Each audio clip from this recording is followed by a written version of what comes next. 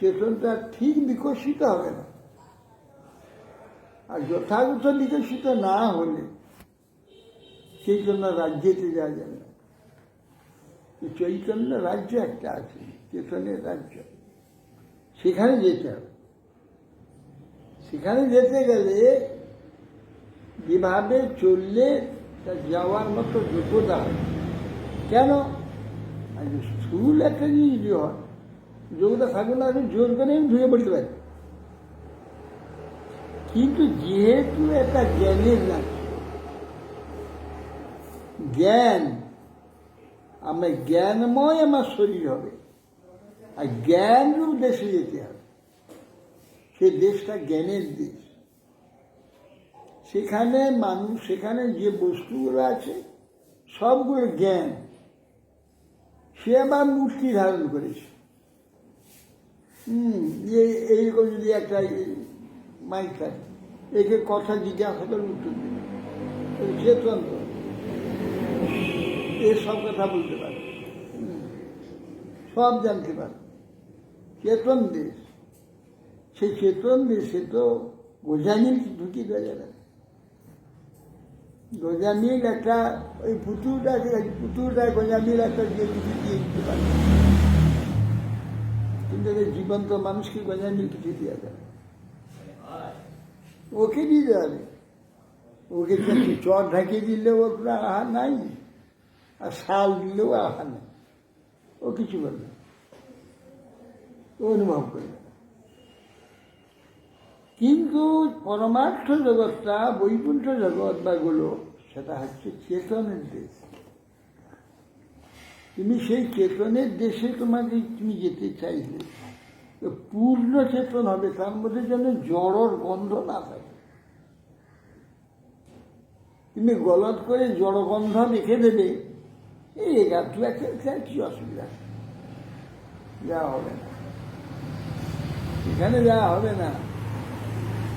সেখানে যেতে হলে পূর্ণ চেতন হয়ে যেতে হবে। পূর্ণ চেতন হলে অচেতনগুলোকে সব ছাড়তে হবে, তবে কি সেখানে যাওয়া যাবে।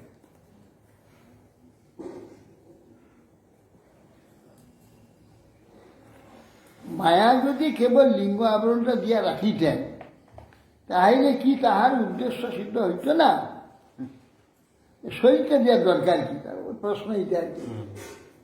যত ঝঞ্ঝাট তো শরীরটা নিয়ে, আর লিঙ্গে তো কোনো ঝঞ্ঝাট নেই। মন, বুদ্ধি, অহংকার শুধু কিছু খাবে না, খাবে তো শরীরটা।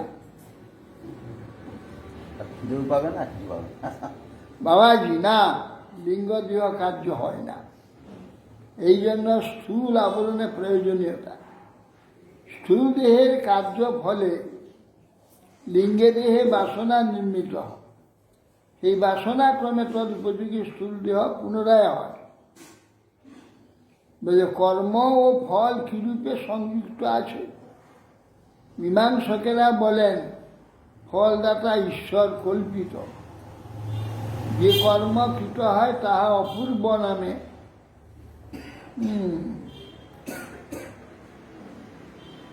অপূর্ব নামে একটি তত্ত্ব উৎপন্ন করে। সেই অপূর্ব কৃতকর্মের ফল দান করেন। ইহা কি সত্য?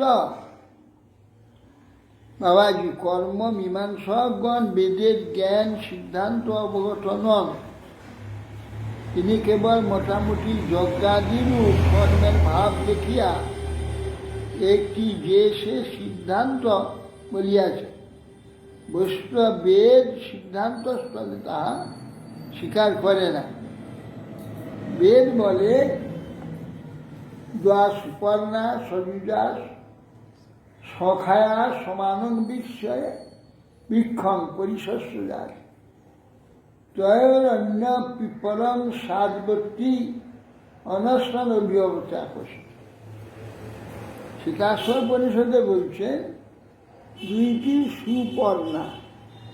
সুপর্ণা মানে উত্তম পালকযুক্ত, পর্ণ শব্দ পাখা, উত্তম পাখা যুক্ত দুটো পাখি। সুপর্ণা সযুজা উপায় কাছাকাছি জায়গায় আছে।